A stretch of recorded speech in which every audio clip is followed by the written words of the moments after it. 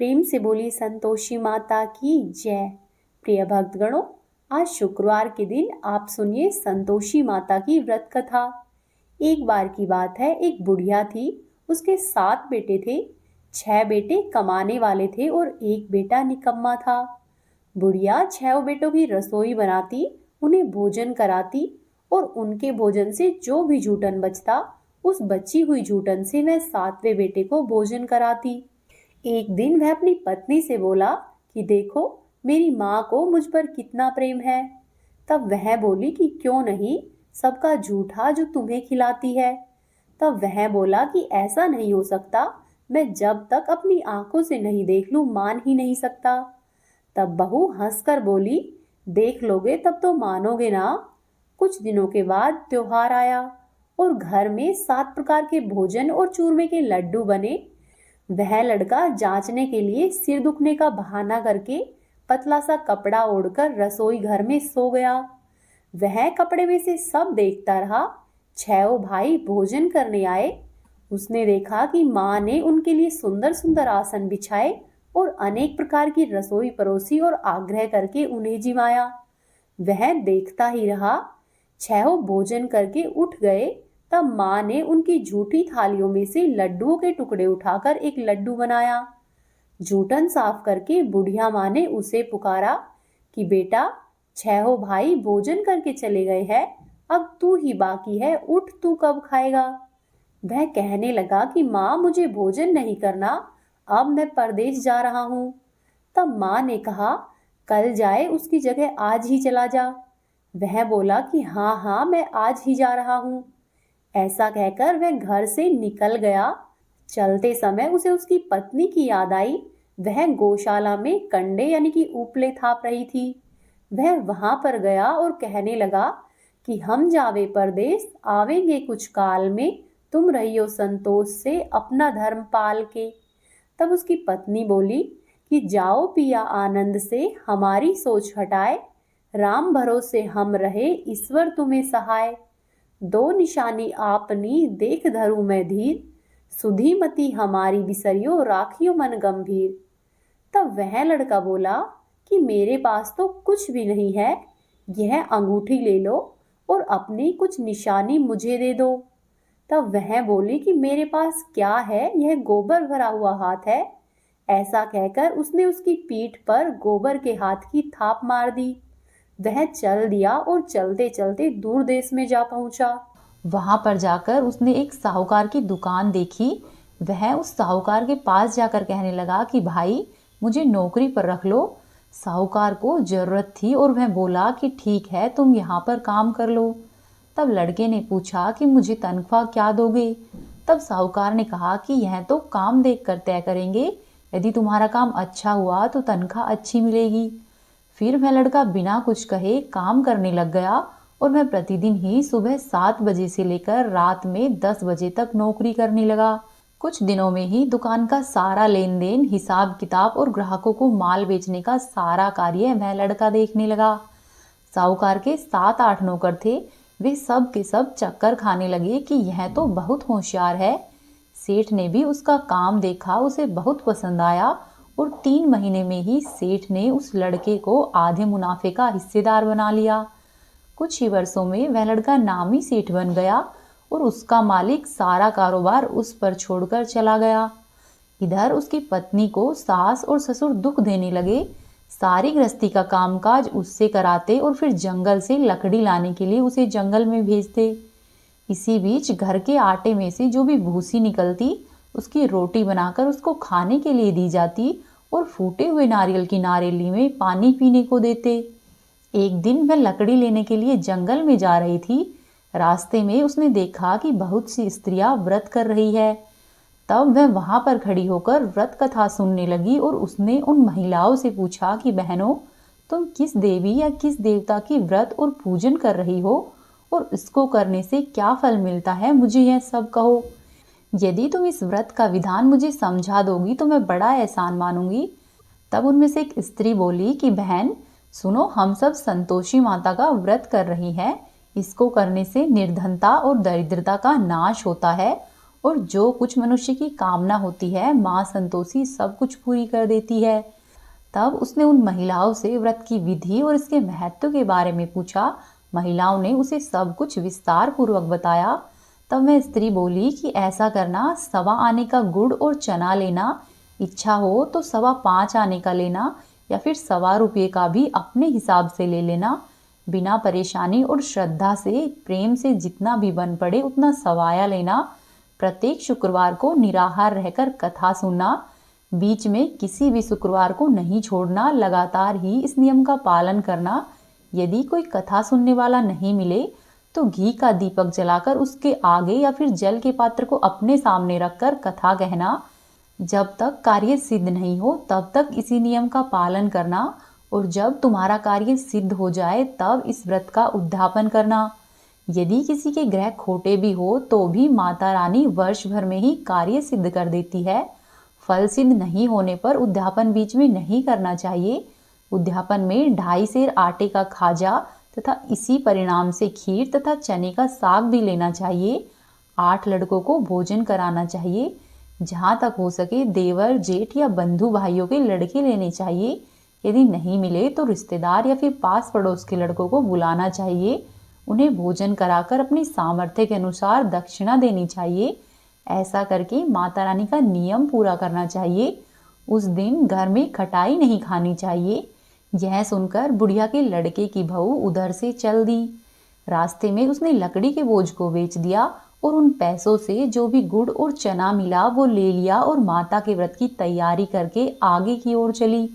सामने मंदिर देखकर मैं पूछने लगी कि यह किसका मंदिर है, तो सब कहने लगे कि यह तो संतोषी माता का मंदिर है। यह सुनकर वह माता के मंदिर में जाकर उनके चरणों में गिर गई और दीन होकर विनती करने लगी कि हे माँ, मैं निपट अज्ञानी हूँ, व्रत के कुछ भी नियम नहीं जानती, मैं दुखी हूँ। हे माता, हे जगत जननी, मेरे दुख को दूर करो, मैं तुम्हारी शरण में हूँ। माता को उस बहू पर दया आई। एक शुक्रवार बीता कि दूसरे शुक्रवार को उसके पति का पत्र आया और तीसरे शुक्रवार को उसके पति का भेजा हुआ पैसा आ पहुंचा। यह देखकर जेठ और जिठानी मुंह सिकोड़ने लगे और उसके लड़के बहू को ताने देने लगे। कहने लगे कि काकी के पास तो पत्र आने लगे हैं, रुपया आने लगा है, अब तो काकी की खातिरदारी बढ़ेगी। तब बेचारी बहू सरलता से कहती कि भैया, कागज आवे रुपया आवे, हम सब के लिए ही अच्छा है। ऐसा कहकर मैं आंखों में आंसू भरकर माता संतोषी के मंदिर में आकर माता रानी के चरणों में गिरकर रोने लगी और कहने लगी कि माँ, मैंने तुमसे पैसा कब मांगा है, मुझे पैसे से क्या काम है, मुझे तो अपने सुहाग से काम है, मैं तो अपने स्वामी के दर्शन मांगती हूँ। तब माता रानी ने प्रसन्न होकर उससे कहा कि जा बेटी, तेरा स्वामी जल्दी आएगा। यह सुनकर बहू खुशी से बावली हो गई और घर में जाकर अपना काम जल्दी जल्दी करने लगी। अब संतोषी माँ विचार करने लगी कि इस भोली पुत्री को मैंने कह तो दिया है कि तेरा पति आएगा, लेकिन कैसे आएगा? वह तो सपने में भी याद नहीं करता है, उसे याद दिलाने के लिए मुझे ही जाना पड़ेगा। इस तरह माताजी उस बुढ़िया के बेटे के पास जाकर स्वप्न में ही प्रकट हो गई और कहने लगी कि साहूकार के बेटे सो रहा है या जागता है। तब मैं कहने लगा कि माता, सोता भी नहीं हूँ और जागता भी नहीं हूँ, कहो मेरे लिए क्या आज्ञा है। तब माँ कहने लगी कि तेरे घर बार कुछ है कि नहीं। तब मैं बोला कि मेरे पास सब कुछ है माँ, माँ बाप है, बहू है, क्या कमी है। तब माँ बोली कि भोले पुत्र, तेरी बहू घोर कष्ट उठा रही है, तेरे माँ बाप उसे परेशानी दे रहे हैं, वह तेरे लिए तरस रही है, तू उसकी सुध ले। तब मैं बोला कि हाँ माताजी, यह तो मुझे मालूम है, परंतु मैं कैसे जाऊं, परदेश की बात है, लेन देन का कोई हिसाब किताब नहीं है, कोई जाने को रास्ता ही नहीं समझ आता, मैं कैसे चला जाऊं। तब माँ कहने लगी कि मेरी बात मान, सुबह सवेरे नहा धोकर संतोषी माता का नाम लेना, घी का दीपक जलाकर दंडवत प्रणाम करके दुकान पर जाकर बैठ जाना। देखते ही देखते सारा लेन देन चुकता हो जाएगा, जमा माल है वह सब बिक जाएगा और सांझ होते होते धन का भारी ढेर लग जाएगा। ऐसा कहकर माता रानी अंतर्धान हो गई और वह लड़का सो गया। सुबह जब उठा तो उसे रात के सपने की बात याद आई और उसने सोचा कि जैसा मुझे सपना आया है वैसा ही करता हूँ। फिर उसने माता रानी के कहे अनुसार ही किया। वह नहा धोकर संतोषी माता के लिए घी का दीपक जलाकर दुकान पर चला गया और वहां पर जाकर बैठ गया। थोड़ी ही देर में रुपया लाने लगे, लेने वाले हिसाब लेने लगे। कोठे में भरे सामान के खरीदार नगद दाम देकर सौदा करने लगे। शाम तक धन का भारी ढेर लग गया। मन में माता का नाम लेकर चमत्कार देखकर मैं प्रसन्न हो गया और घर जाने के लिए गहने, कपड़े इत्यादि सामान खरीदने लगा। वहां से काम निपटाकर मैं तुरंत ही अपने घर के लिए रवाना हुआ। उधर दूसरी तरफ उसकी पत्नी जंगल से लकड़ी लेने जाती है और लौटते वक्त माताजी के मंदिर में विश्राम करती है। वह मंदिर तो उसके प्रतिदिन रुकने का स्थान था। वह माता रानी से पूछती है कि हे माता, यह धूल कैसी उड़ रही है। तब माता कहती है कि हे पुत्री, तेरा पति आ रहा है। अब तू ऐसा कर कि लकड़ियों के 3 बोझ बना ले। एक नदी के किनारे रखना और दूसरा मेरे मंदिर पर और तीसरा अपने सिर पर रखना। तेरे पति को लकड़ियों का गट्ठर दिखेगा तो मोह पैदा होगा और वह यहाँ पर रुकेगा, नाश्ता पानी खाकर माँ से मिलने जाएगा। तब तू लकड़ियों का बोझ उठाकर जाना और चौक में गट्ठर डालकर जोर जोर से आवाज लगाना कि लो सासू जी, लकड़ियों का गट्ठर लो, भूसी की रोटी दो और नारियल के खेपड़े में पानी दो। और आज हमारे घर में कौन मेहमान आया है। माताजी से बहुत अच्छा कहकर वह प्रसन्न मन से लकड़ियों की 3 गट्ठर बनाती है। एक को नदी के किनारे पर, एक को माता के मंदिर पर रखती है। इतनी ही देर में मुसाफिर आ पहुंचा। सूखी लकड़ी देखकर उसकी इच्छा उत्पन्न हुई कि हम यहीं पर विश्राम करेंगे और भोजन बनाकर खा पीकर अपने गांव में जाएंगे। इस तरह रुककर भोजन बनाया, विश्राम करके वह गांव को गया। सबसे प्रेम पूर्वक मिला। उसी समय सिर पर लकड़ी का गट्ठर लिए वह उतावली सी घर में आती है। लकड़ियों का भारी बोझ आंगन में डालकर जोर जोर से 3 आवाजें देती है। वह कहती है कि लो सासू जी, लकड़ियों का गट्ठर लो और नारियल के खेपड़े में पानी दो। और सासू जी, आज हमारे घर पर कौन मेहमान आया है। यह सुनकर उसकी सास बाहर आकर अपनी बहू को दिए हुए कष्टों को भुलाने के लिए कहती है कि बहू, तुम क्या बातें करती हो, तेरा स्वामी घर पर आया है। आ, यहाँ आकर बैठ, मीठा भात खा, भोजन कर और कपड़े गहने पहन। उसकी आवाज सुनकर उसका पति बाहर आता है और अंगूठी देखकर व्याकुल हो जाता है। माँ से पूछता है कि माँ, यह कौन है। तब माँ बोली कि बेटा, यह तेरी बहू है। जब से तू गया है तब से सारे गांव में भटकती फिरती है। घर का कुछ कामकाज नहीं करती, 4 पहर आकर खाना खा जाती है। तब मैं लड़का बोला कि ठीक है माँ, मैंने इसे भी देखा है और तुम्हें भी देखा है। अब ऐसा करो, मुझे दूसरे घर की चाबी दे दो, मैं उसी में रहूंगा। तब उसकी माँ बोली कि ठीक है, ये ले चाबी, जैसी तेरी मर्जी हो वैसा कर। ऐसा कहकर माँ ने उसे चाबी दे दी। तब मैं लड़का दूसरे मकान की तीसरी मंजिल में रहने गया और वहां पर उसने सारा सामान जमाया। एक दिन में राजा के महल जैसा ठाठ पाठ बन गया। अब तो मैं बहुत सुख भोगने लगी। इतने में ही शुक्रवार आया। उसने अपने पति से कहा कि सुनो, मुझे संतोषी माता के व्रत का उद्यापन करना है। तब उसका पति बोला कि खुशी से कर लो। वह उद्यापन के व्रत की तैयारी करने लगी। वह जिठानी के लड़कों को भोजन के लिए कहने गई।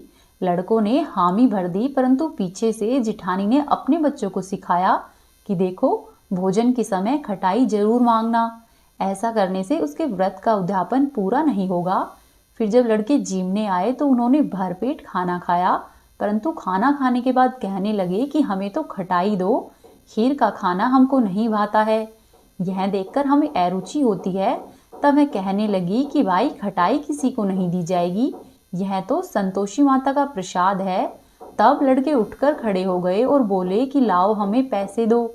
भोली बहू कुछ जानती नहीं थी, उसने दक्षिणा में पैसे दे दिए। लड़के उसी समय हट करके दुकान पर गए और वहां से इमली की खटाई ली और उसको खाने लगे।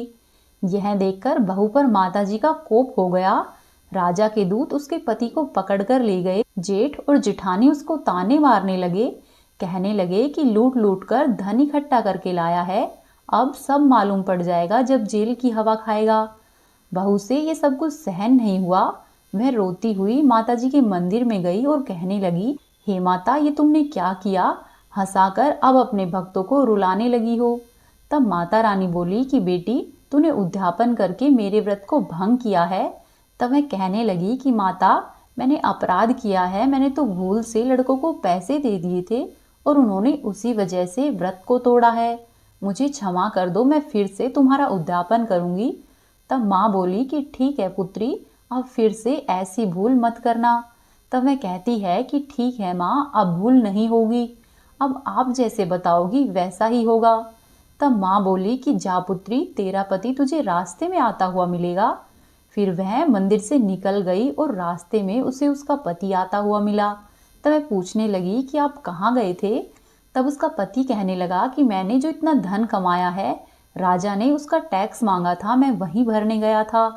तब बहू प्रसन्न होकर बोली कि अच्छा हुआ, अब घर को चलो। कुछ दिनों के बाद फिर से शुक्रवार आया। तब मैं बोली कि मुझे फिर से माता का उद्यापन करना है। तब उसके पति ने कहा कि ठीक है, कर लो। बहू फिर से जेठ के लड़कों को भोजन के लिए कहने गई। जेठानी ने एक दो बातें सुनाई और सब लड़कों को सिखाने लगी कि तुम सब लोग पहले ही खटाई मांग लेना। लड़के भोजन से पहले ही कहने लगे कि हमें खीर नहीं खानी, हमारा जी बिगड़ता है, कुछ खटाई खाने के लिए दे दो। वह बोली कि खटाई किसी को नहीं मिलेगी, आना हो तो आओ, नहीं तो नहीं आओ। सब लड़के वहां से उठकर बिना भोजन किए हुए ही चले गए। तब वह ब्राह्मण के लड़कों को लेकर आई और उन्हें भोजन कराने लगी। यथाशक्ति दक्षिणा की जगह एक एक फल दिया। संतोषी माता प्रसन्न हो गई। माता की कृपा होते ही 9वें मास में उसके चंद्रमा के समान मुख वाला एक सुंदर पुत्र पैदा हुआ। पुत्र को पाकर प्रतिदिन माता जी के मंदिर में जाकर वह दर्शन करने लगी। माता ने सोचा कि यह तो रोज रोज मंदिर आती है, क्यों न ऐसा करूं, आज मैं ही इसके घर को चलूं। ऐसा सोचकर माता ने भयानक रूप बनाया। गुड़ और चने से मुख को सांड लिया, ऊपर सूंड के समान होठ, उस पर से मक्खियां भिन भिन कर रही थी। जैसे ही माता रानी ने देहली पर पैर रखा, उसकी सास जोर जोर से चिल्लाई कि देखो रे, कोई चुड़ैल डाकिनी चली आ रही है, लड़कों इसे भगाओ, नहीं तो यह किसी को खा जाएगी। तब लड़के भगाने लगे और चिल्लाकर खिड़की बंद करने लगे। बहू रोशनदान में से सब कुछ देख रही थी। प्रसन्नता से पागल बनी और चिल्लाने लगी कि आज मेरी माताजी मेरे घर पर आई है। वह बच्चे को दूध पिला रही थी, बच्चे को हटाती है। इतनी ही देर में सास का क्रोध फट पड़ा। वह बोली कि इतनी क्या जल्दी है कि बच्चे को ही पटक दिया। इतने में माँ के प्रताप से लड़के ही लड़की नजर आने लगे। वह बोली कि सासू माँ, मैं जिसका व्रत करती हूँ यह वही संतोषी माता है। सबने माता रानी के चरण पकड़ लिए और विनती करने लगे कि हे माता, हम मूर्ख हैं, अज्ञानी हैं, तुम्हारे व्रत की विधि भी नहीं जानते हैं। व्रत भंग करके हमसे बड़ा अपराध हुआ है। हे माता, आप हमारा अपराध क्षमा करो। इस प्रकार से माता प्रसन्न हुई। हे माता रानी, जैसे आप बहू पर प्रसन्न हुई है और जैसा फल बहू को दिया है, वैसा ही सबको देना। जिसका जो भी मनोरथ हो उसका पूर्ण करना। प्रेम पूर्वक बोली संतोषी माता की जय।